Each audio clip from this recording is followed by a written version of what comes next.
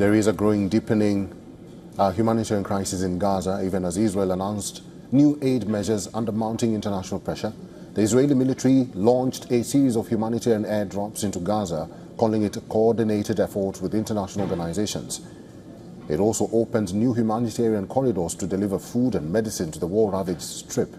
The Jordanian army said 2 Jordanian and 1 Emirati plane dropped 25 tons of humanitarian aid over Gaza on Sunday.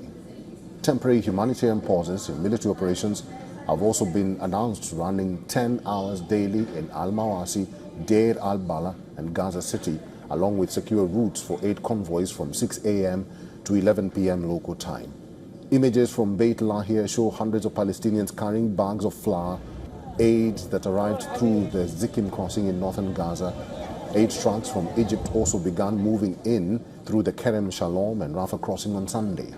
Following months of diplomatic deadlock and warnings of mass starvation by relief agencies, the United Nations Relief Chief Felipe Lazzarini dismissed the airdrops, calling them dangerous, costly and inadequate, saying only land routes can deliver aid at the scale needed. Inside Gaza, the situation remains dire. Health officials reported 5 more deaths due to starvation in the last 24 hours alone. That brings the total death toll from the malnutrition since March this year to 127, including 85 children. On the other hand, Israeli Prime Minister Benjamin Netanyahu told the United Nations to stop blaming his government for the humanitarian situation in Gaza after the military opened up secure routes.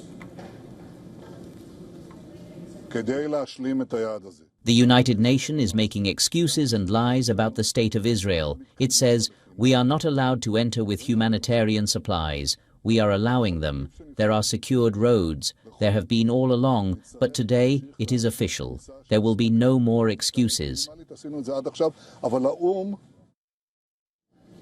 Meanwhile, at sea, there's another flashpoint. Israeli forces intercepted the activist ship Handala in international waters on Sunday. The vessel, part of the Freedom Flotilla coalition, was attempting to break the Israeli naval blockade of Gaza. It was seized and towed to the port of Ashdod. The legal group Adala says its lawyers are now in Ashdod seeking access to the detained crew.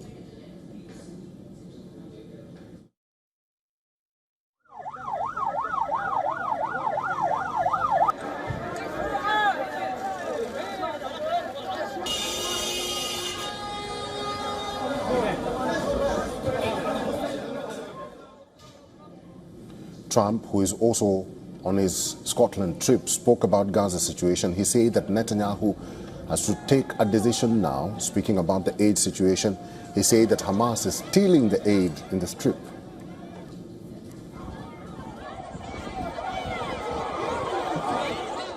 Israel's going to have to make a decision.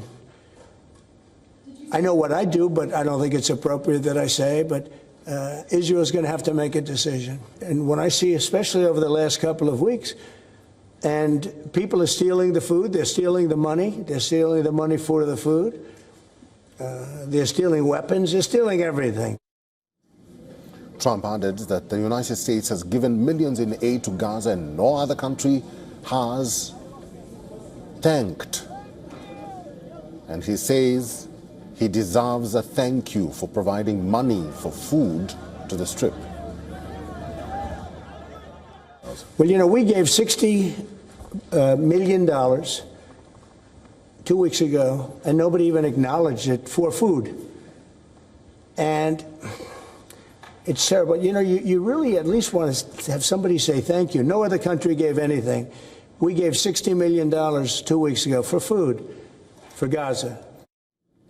The siege continues to draw international backlash as Pope Leo voiced concern over the worsening humanitarian crisis in Gaza, warning that civilians are being crushed by hunger as violence and deprivation continues to escalate. Seguo con molta preoccupazione. I follow with great concern the very serious humanitarian situation in Gaza, where the civilian population is being crushed by hunger and continues to be exposed to violence and death. I renew my heartfelt appeal for a ceasefire, the release of hostages, and full respect for humanitarian law.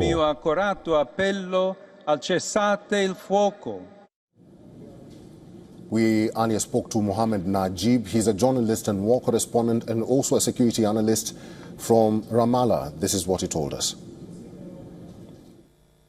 Good question. Actually, why Israel is using the starvation of 2.2 million Palestinians in Gaza as a weapon and against Hamas, but it's a collective punishment against the population. It's not against Hamas. So for the past 148 days, Israel totally blocked the crossings of Gaza and prevent any entry of food or medical supplies or fuel for the electricity planets or for the hospitals, and make the situation catastrophic.